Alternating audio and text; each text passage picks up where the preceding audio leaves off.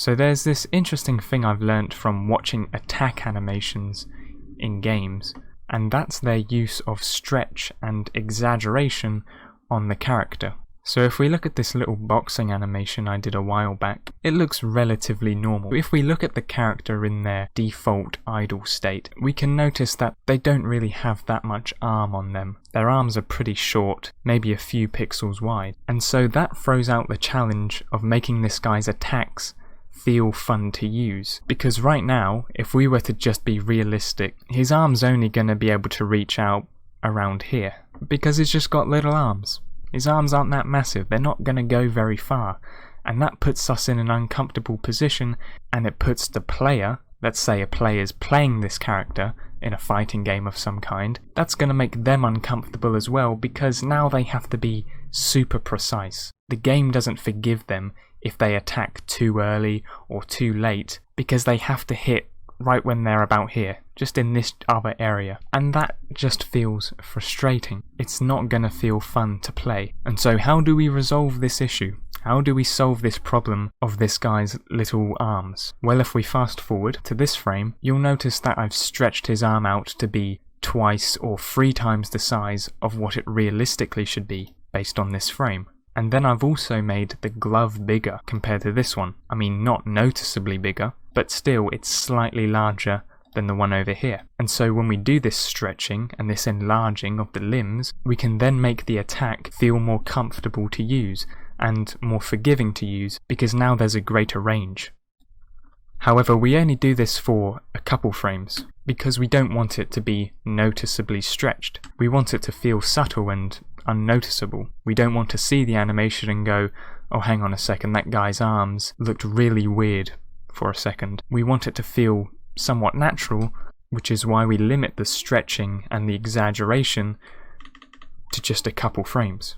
And then for the uppercut animation, right where he's about to punch up, I've also gone and turned him essentially into a pencil here, for the same reason, because now that I've stretched him out here and I've made him 3 times his original size, the player, the imaginary player let's say, now has all this room into which an attack could land. Whatever comes into this range as he's throwing out the attack is going to be affected. But if we didn't stretch this, then realistically we'd only be looking at something like that, right? It's a lot smaller, it's a lot less forgiving, and it's a lot less fun. But when we stretch it out, boom, now things aren't as frustrating.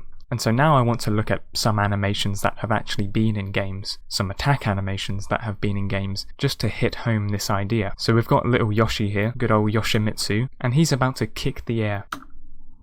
There you go, that was it, that was the animation. Now, looking at that, nothing really unusual. He just threw his foot out, threw out a little kick, and, well, that was it. But if we rewind, and we actually watch carefully, frame by frame, you'll notice that his shoe becomes interestingly large, or unnaturally large, let's say. This is not the size of his shoe when he's normally just standing there. It's usually something more like this. And so why do they do this? Well, for the reasons I've mentioned. You see, they want to allow for a bigger hitbox, so that when the player's playing Yoshi, whatever you prefer, they want the player to be able to reach a certain point with their hits, with their attacks. They want the character to have some range, so it just doesn't feel frustrating, so that they aren't limited to hitting directly next to them.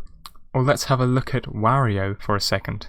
Those aren't naturally sized hands, or at least those aren't what his hands look like naturally. And these hands over here, yeah, they aren't normal sized either. And neither are these, but you can even see it in games like League of Legends. So this character right here is just going to slam a hammer into the ground. That was it, but if we look into it frame by frame, again, and be super meticulous about this all, then we'll notice if we look at the hammer,